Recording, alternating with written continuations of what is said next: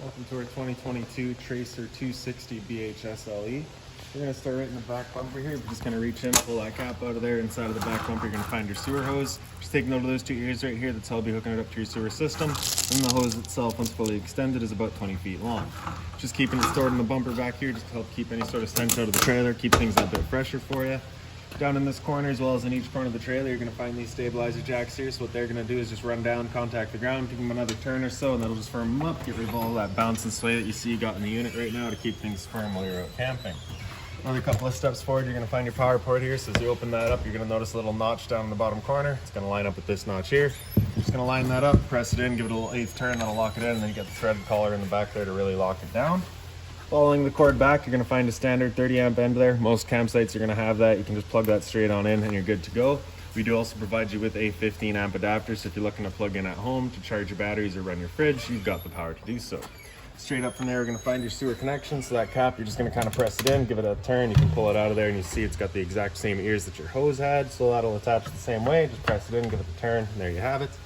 On the left, you get a gray valve. On the right, you get a black. So that black valve is controlling your black tank. Black tank is going to be filled from your toilets. That's, of course, going to be our dirtiest water. We'll be dumping that first. Just going to pull that valve out.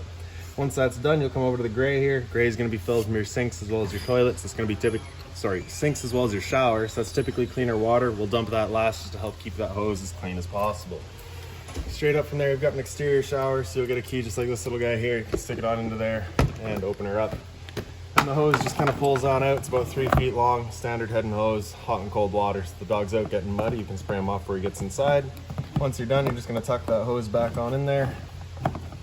Hide the head underneath the handles there. Close her back up.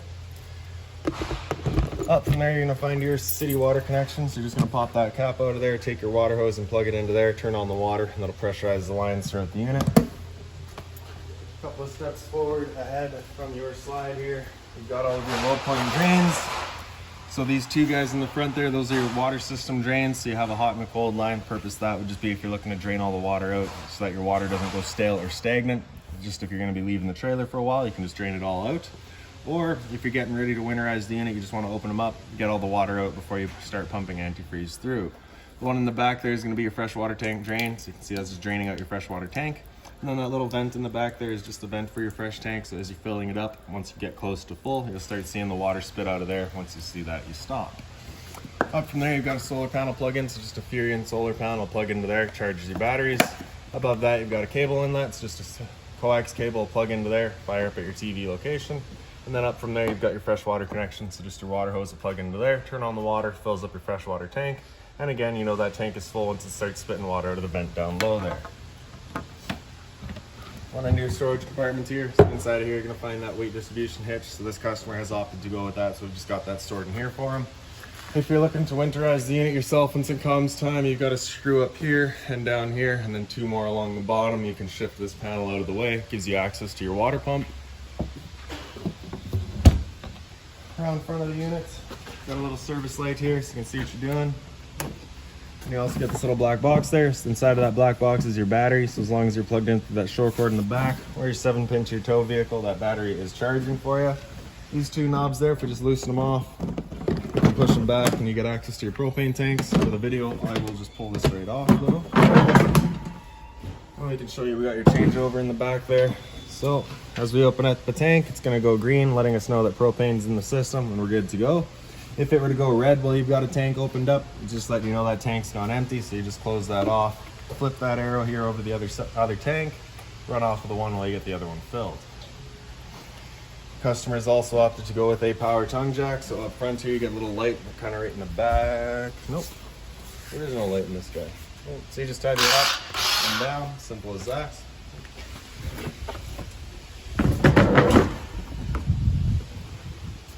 On the other side of the unit, we got the other end of your storage compartment here.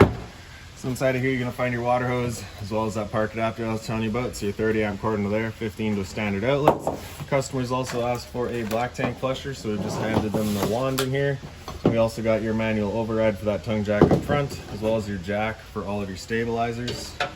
It is just a 3/4 inch end, fits right onto the end, and there you go. Up on the wall in here, you're also going to find a little service light. So I'll be able to go over it a little bit better inside once we can see the switch, but up top is actually a dual function switch. So without over the right here, that's going to be it on 2, which is going to be dual function, so it'll use the motion sensing. If you have it over to the left there, it's just it turned on, so it'll just be on all the time. Leash latch here, so if you've got the dog out with you, you can tie him down. Bottle opener by the door. We got a GFR protected outlet out here as well. Straight up from there, you're going to see your 2 exterior speakers. They do have little blue lights inside of them, so once you get inside, I'll show you the switch for that. Exhaust free furnace here, so if you're ever running your furnace, you just want to make sure it's not blocked off. It does get hot. Little storage compartment right in the back here, so if you just kind of reach in and straight up top, you do get a little center push button there, turns on a light. And then around back of the units, get your hot water tank back here, so you get your little keyway there. You're just going to line that up and then pop it on open. All of your controls for turning this guy on are just inside of the unit. Before we turn it on though, we just want to hit this relief valve right there. Make sure that shot of water comes out. That bit of water coming out is letting you know this tank is full. It's safe to fire it up and we're not going to burn anything out by doing so. Slide that keyway back up and close her back down. Beside of that, you're going to find, of course, a spare tire. And straight up from there, we've got a pre-wired mount for an observation or rear view camera if you were to choose to go that route. I'll make our way inside of the unit. Your assist handle here just up 90 degrees, falls into place, then you can open up a door. The door is just on a friction hinge, so it just kind of sits wherever you leave it. And real quickly, I'll just point out, if you've got it wide open, it does contact your awning. So if you're going to be running your awning, you just want to make sure that your door is about 90 degrees or so. For your steps, you're going to grab that handle, pull it straight out, flip that last step over, and then we can make our way inside. So once we get inside, first things first, right on your left, you're going to find your fire extinguisher. So that's standard, pull the pin, point, and shoot. Straight up from there, you've got all of your light switches there. So the one on the right does your awning light outside. The one in the center here does those blue lights in the speakers. And the one on the left does all of your interior lights. Bottom right here, you got your slide out switch. So press and hold out, and that slide will make its way out. Once that slide's fully extended, we're just going to hear the motors whine, and then they just kind of lock in place.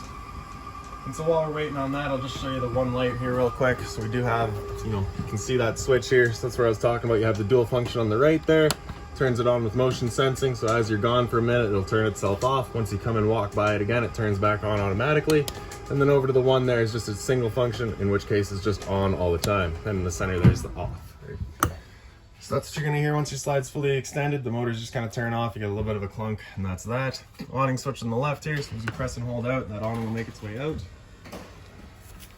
And once that awning's fully extended, you're just gonna see a little black flap come down, as well as the black of the metal tube. Once you see that, you're going to want to stop. If you're to continue extending, it can actually wind itself up backwards, in which case our fabric will be underneath our tube, allowing it to then hold water, accelerating the growth of mold and mildew. So once you see that flap, we're going to stop.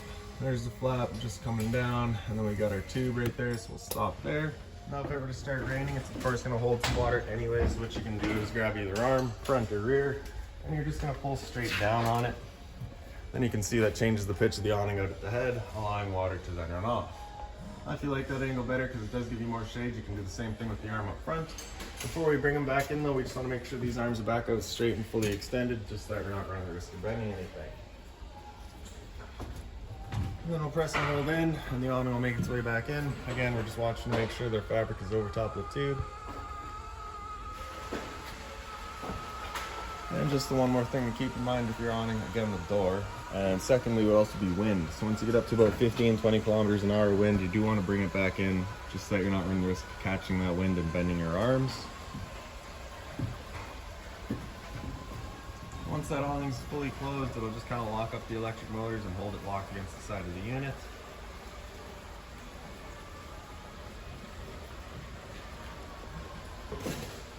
And that's that. So right here, we've mounted the TV for this customer. So right in the side here, you do get a little light switch, turns on your bedroom lights. And if we just pull this TV straight out, I'll show you real quick from the back here. You've got your cable and satellite outlet back here. So just that antenna outlet down on the bottom. Just gonna press that button there, turns on the light, lets you know your antenna is turned on. That antenna will also help clear up your stereo signal. Above that's your cable and satellite outlet. AV cables here, which are hooked into the stereo. TV does not have any AV cables though, or outlets. And then we'll go into the bedroom real quick. So inside of here, right above my head, we've got your little antenna kind of control there. So you're just gonna push in, turn it, look for your best signal. Wherever you find it, you can leave it there. Before you go traveling, as it says here though, you just wanna make sure that is fully rotated clockwise, counterclockwise, yeah. Right. Little closet space on the side here. So inside of here, you're going to find the leftover bits and pieces for that TV mount, as well as the stand for the TV. Down in the end here, you got a power outlet. If we pick up the foot of your bed, you get access to a little storage compartment. The 2 pocket doors here just have their own little travel latches right in the center there, so you just be popping that up and you can slide the doors as you wish. There is also a TV mount back there as well. Sticker marked right in the center. Straight up from there, you got a power outlet and a cable and satellite outlet for it. Above each person's head, you do get a little reading light. Same thing on the other side there. Same for a closet. Another little reading light there. Power outlet, and that little portal down there is actually a furnace outlet, so you'll kind of see them throughout the unit. The blinds throughout the unit just kind of sit where you leave them.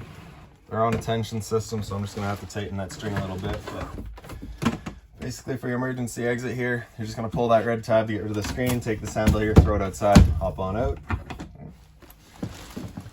And then we'll go over your thermostat real quick. So power button there on the bottom, you're going to press and hold, that'll turn it on. And then it starts from fan, starting from cool today. So cool, of course, is going to run your air conditioner. For your air conditioner fan speed, you can leave it, of course, there in A for auto. It'll just kind of select what's most appropriate. Hit fan, and then you can also choose low or high.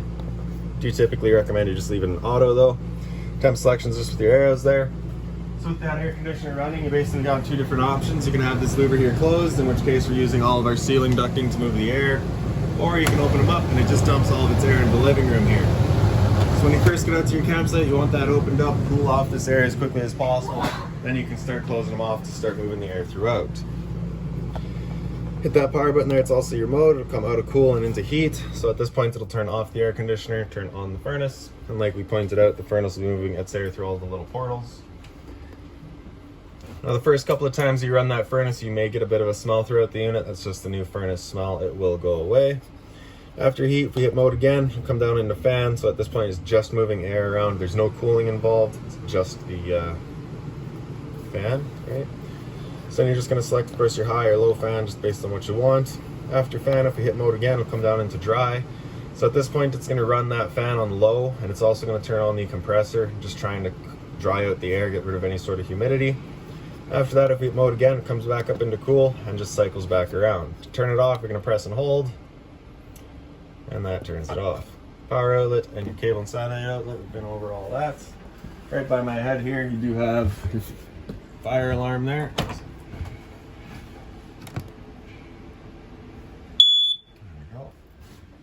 Down from there, you're going to find your LP detectors. Propane's heavier than air. It'll sit on the floor. That guy detects it and starts going off just like a smoke detector would. Then we got your stereo here. It's the power button in the center. Center right, we've got your mode. So you hit that and you can cycle through all your different inlets. So you got your auxiliary in, which is inside here. TV would be your AV cables. DVD is also the AV cables. Bluetooth, connect to your phone, and then radio, of course, with stereo signal. Like I said, turning on that antenna does clear up that signal. Okay. So volume on the side there. Speaker zone 1 is the sound bar itself. Zone 2 is the outside set of speakers. And then on the side there, you just get your seeks and your pause and play. Hit select, you can get through all your settings. And then power button there, turn it back off. Put a storage down below that. And then into the kitchen here, of course, got hot and cold water at your sink. You have a mobile head there, single basin. A little bit of storage down below, so it's accessible from the other side by the entrance as well. Just being mindful of our drains and our water lines. Drawer space here as well. Above the sink, yeah, there's a little light there. And a bit more storage up above that. So that binder there has all of your owner's manuals in it. Any sort of keys, anything like that for the unit, you'll find right in there. Microwave here up top, it's pretty standard, just like home. Not much I'm going to teach you there. Down below that, we get your range vent with the fan as well as the light. So of course, propane stove is putting off fumes whenever you're using it, so you want to make sure that fan is turned on, just evacuating all of our fumes. Press the knob in over the little flame, hit it with the sparker, and she fires right up. I will just mention real quick that the first time you go to use your propane system, especially if you've been away from the unit for a while, it will take a minute to fire up just because it's got to clear all the air to the propane lines. It's perfectly normal. For your stove, you're going to open it up, turn it over to that little flame there again, with the sparker, and you can see that pallet light in the back gets going there. Once you get it going, you just hold the knob in for another couple of seconds, and you can release the knob and the flame will hold itself. Turn up to your desired temperature, and she fires right up. Once we're done, we can turn it back down to just pilot. If you're traveling or leaving the unit though, you just make sure it's right off. On the right side here, you get your switch there, turns on the knob lights up top, and then down to the bottom, turns on your knobs as well as your stove. Down from there, we've got your converters. Press the top and center, she pops on open. Get all of your breakers down the middle here. Whenever a breaker breaks, it's gonna sit in the center, so just turn it off and then back on to reset it. On the right side, we get all of your fuses. Whenever a fuse pops, you're gonna get a little red LED right beside it, letting you know exactly which one went. Put more storage beside that. Up above that counter space, you get a light. There's also a power outlet in the back corner there. Put more storage up from there. 12-volt fridge, so as long as your battery is charged or charging, this guy's going for you. Time selection's right in the back there. It's your freezer up top and your fridge down below. Again, time selection just across the top. Down below that grill is just to kind of return air for your furnace. Just want to make sure it's not blocked off. Straight up from there, we've got your roof vent, so you're just turning that knob to open it up. Super simple. Pantry space back here, or closet space, I guess. The two bunks are pretty well identical. You get a light on the side, up top you get a power outlet, and then down below, same light, just with the USB outlet. Doghouse storage down below. If you're looking to access your hot water tank once it comes time, you're gonna kind of take this mattress here, flip it up, you get a screw right there. This panel will come out of place, and back in the back corner, you're gonna find your hot water tank. And into the bathroom here, so you have the same motion sensing lights back here. Right. Then you get your medicine cabinet. So inside of the medicine cabinet, you're gonna find a little chemical sample for your toilet there. So after the first couple of times you use that, you're just gonna take that bottle, pour the whole thing down there, and that'll just help break down everything that's in there. Down from there, you got your hot water tank control. So on the right here, signified by that little flame, is us turning it on propane. So we'll turn that switch on there, she'll fire up on propane. If you were to get that little light there, it's just letting you know it hasn't fired up. So at that point, just off and back on to reset it. So stood right here, you can hear the whir of the flame. We know that tank is good. On the left side there, you get that little thunderbolt. Just lets you know that you're turning it on with electricity. Simple as that. And then your micro monitor and your monitor panel over here. You got your switch in the bottom corner. Turns on the water pump, draws out of your fresh tank to pressurize your lines. Up from there, you got your monitor system. So battery, you can see we're currently C for charging. G would be good, F is fair, L is low. Your fresh tank, as you fill that up, you go to a third, 2/3 and full. Same idea for your black and your gray. Hot and cold water at the sink, of course. Down beside that, we've got your GFI protected outlets. Test on the left, reset in the center. So if you ever have outlets that don't work, it's the first thing you should check. Toilet here, flush is just front and center.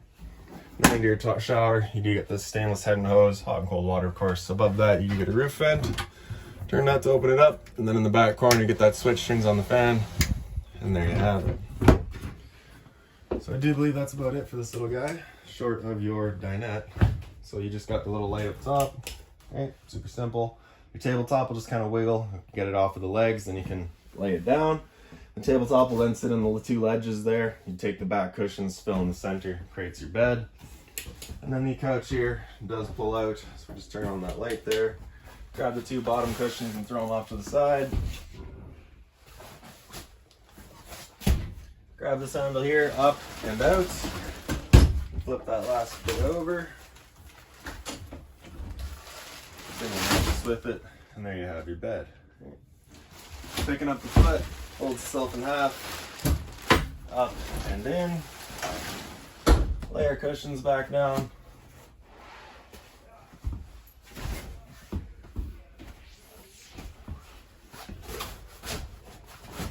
And that's it. So if you've got any other questions on the unit, please feel free to give us a call, 204-237-7272.